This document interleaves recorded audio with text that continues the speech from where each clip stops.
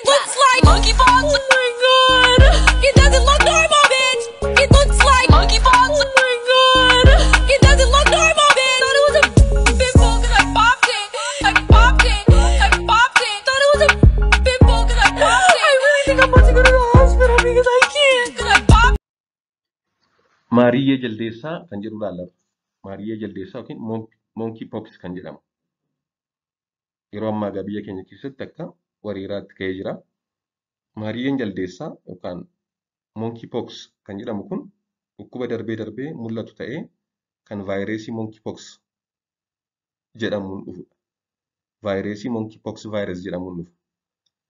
Monkey virus gartuu vaayirasii keessaa isa tokkodha. Bineensota yookaan beelladoota irraa gara namaatti daddarba. Erga namatti darbees nama hubame sanarraa nama fayyaatti karaa garaa garaatiin kan daddarbudha. Dhukkubni maariyyee jaldeessaa yookaan monkeypox kun baay'inaan Afrikaa keessatti argama. Addumaan immoo Riippaabilikii Dimokiraatawaa Koongoo keessatti baay'inaan kan argamudha. Akkasumas ardiilee biroo keessatti illee dhukkuba faffaca'ee argamudha. Dhukkubni kun nama qabee guyyoota muraasa keessatti mallattoolee kanneen akka qorra nama jechuu, qaamni namaa gubuu, akkasumas shiffitaan yookaan shiffeen qaama namaatti irratti bahee mul'achuu kan kana fakkaatu fida. Hanga ammaatti egaa monkeypoxiitiif yaalli mirkanaa'aan hin jiru. Haa ta'u malee yeroo baay'ee ofuma isaan kan dhiisudha. Akkasuma ta'es yaalii dhibbaa dhibbatti fayyisu jiraachuu baatus mallattoo dhibeen kun fiduuf yaalli jira. Dhibee kana dhibbaa dhibbatti fayyisuu baatuyyuu. Dhukkubni maariyyee jaldeessaa yookaan monkeypox kun egaa jalqaba bara 1958tti qorannoo laaboraatoorii biyya Deenmaark magaalaa Keepang keessatti garee jaldeessotaa qorannoof oolan irratti gaggeeffame irratti argame. Jaldeessota qorannoof walitti qabaman keessaanis bifa weeraraatiin kan hubaman ta'uun barameera. Moggaasni maqaa isaa jecha jaldeessa jedhu ofirraa qabaatus dhukkubi jaldeessa irraa kan dhufe miti. Garuu sababa qorannoo dhukkuba kanaa jalqaba jaldeessa irratti ta'eef jecha maqaa jaldeessa ofirraa qabuun moggaafame. Dhukkubni kun jalqaba kan inni nama irratti argame bara 1972dha. Innis biyya Riippaabilikii Koongoo keessatti. Kunis daa'ima ji'a 9 irratti kan jalqaba argame. Yeroo sana namoota hedduutu egaa qabameera. Yeroo sanarraa kaasee naannawa baadiyyaa biyya sanaatti dhukkubni kun gabaafamaa tureera. Ergasiis egaa yeroo ammaa kana biyyoota adda addaa keessatti faffaca'ee argama. Qorattoonni egaa dhibee kana guutumaa guutuutti waan mirkanaa'aa kaa'uu baatanis dhukkubni kun bineensota yookaan bineeldota kan baay'ee xixiqqoo ta'an kan akka hantuutaa fa'aarraa akka dhufettidha kan isaan shakkan. Akaakuun dhukkuba kanaas bakka lamatti qoodama. Kunneenis kan Afrikaa Giddugaleessaa fi kan Afrikaa Dhiyaa jedhamee bakka lamatti qoodama. Lameen kana keessaa kan Afrikaa Giddugaleessaa dhukkuba baay'ee hamaa fi cimaa kan ta'edha. Kan dhiyaarra kan namoota baay'ee ajjeesu jechuudha kan giddugaleessa Afrikaa. Dhukkubni maariyyee jaldeessaa yookaan monkeypox nama kamiyyuu miidhuu danda'a. Ta'us irra jireessaan daa'imman huba. Ijoolleedha kan inni baay'inaan hubu jechuudha.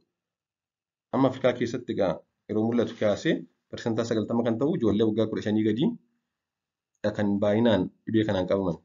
Kanaaf ijoollee irrattidha kan inni baay'inaan mul'atu. Dhukkubni kun nama qabee hanga mallattooleen dhukkuba kanaa namarratti mul'atanitti guyyoota 6 hanga guyyaa 13 fudhachuu danda'a. Hanga torbee 2 fudhachuu danda'a. Erga namatti darbee booda mallattoon isaa bahee mul'achuuf inkubeeshin periodii torbee tokko hanga torbee 2 qabachuudha. Garuu guyyoota 5 hanga 21 ta'us ni mala. Mallattooleen dhukkuba maariyyee jaldeessaa yookaan monkeypox kan dhukkuba smallpox waliin kan wal fakkaatudha. Ta'us kan smallpox irra kan xiqqoo fooyya'insa qabudha. Mallattooleen dhukkubichaa kanneen gurguddoon shiffee yookaan shiffitaa qaama irratti ba'uudha.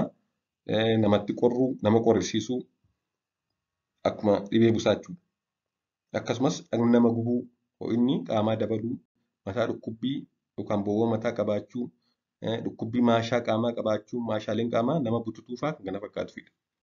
Kamiin nama qabata jennee ilaalle dhibeen maariyyee jaldeessaa bineensota yookaan bineeldota akkasumas nama dhukkuba kanaan qabame walitti tuttuqqaa qabaachuun kan namatti darbudha. Bineensota irratti kan inni gara namaatti darbu bineensota irraa jechuudha.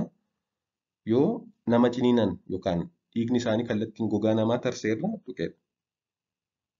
Nama immoo ani namatti darbu dhukkuba kana akka bineensa namatti darbu sana ta'uu baatuyyuu yeroo namni dhibee kana qabu qufa'u yookaan hattiffatu paartikiloonni vaayirasicha qilleensarraa namatti darbu.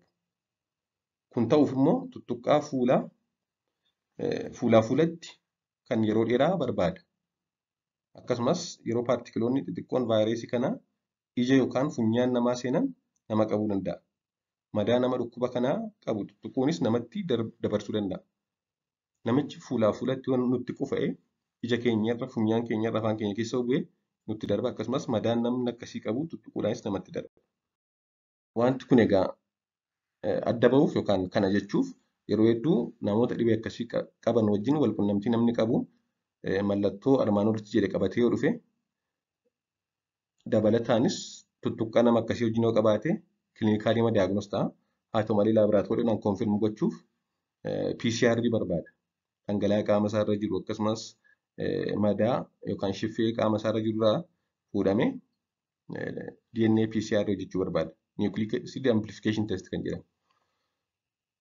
Garuu mallattoon dhibee kanaa yeroo hedduu dhibee akka busaafaa wajjin wal fakkaata waan ta'eef qorannoo xiqqoo barbaachisuu danda'a. Hanga ammaatti egaa qorichi saayinsiin mirkanaa'ee dhukkuba kana yaaluuf kaa'ame hin jiru. Qorichoonni dhukkuboota vaayirasii yaaluuf oolan biroon dhukkuba kana yaaluuf kan gargaaran ta'uu malu. Garuu wanti qorannaan mirkanaa'e tokko hin jiru. Mallattoolee dhukkuba kanaa wal'aanuun garuu ni danda'ama. Akkanuma walxaxiinsa sababa dhukkuba kanaa dhufus wal'aanuun ni danda'ama. Fakkeenyaaf ho'iinsi qaamaa dabalee hir'isuu yoo isaan nyaata didanii nyaata kennuu, gulukoosii kennuu mallattoo dhibee kanaan dhufu tiriit gochuun ni danda'ama jechuudha. Garbiroon akkamitti ofirraa ittisnaadha?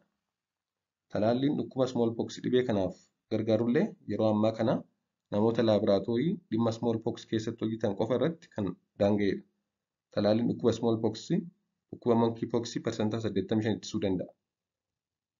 Ittifni dhibee kanaa irra jireessaan kan irratti xiyyeeffatu bineensota yookaan bineeldota dhibee kana hubaman waliin tuttuqqaa qabaachuu dhiisuudha. Akkasumas nama dhibee kana qabu wajjinis tuttuqqaa qabaachuu dhiisuudha. Bineensota yookaan bineeldota dhibee kanaa qabaman tuttuquu dhiisuu, meeshaalee vaayirasii kanaan faalaman tuttuquu dhiisuu, bineensota yookaan bineeldota dhukkuba kana ofirraa qaban waliin edda tuttuqqaa goonee booda saamunaa fi bishaaniin harka keenya sirriitti dhiqachuu, nyaata foon beeyladaa, foon adda addaa jechuudha.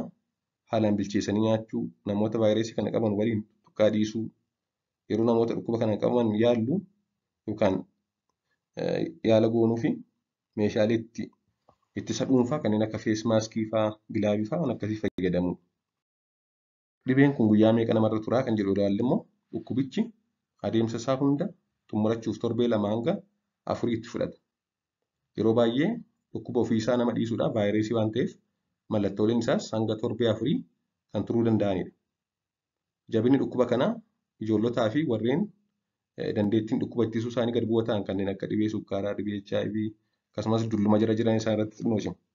Akkanuma amma vaayirasii sanaa akkasumas haala fayyaa waliigalaa nama sanaa irratti kan hundaa'u miidhaa ni fidu jechuudha.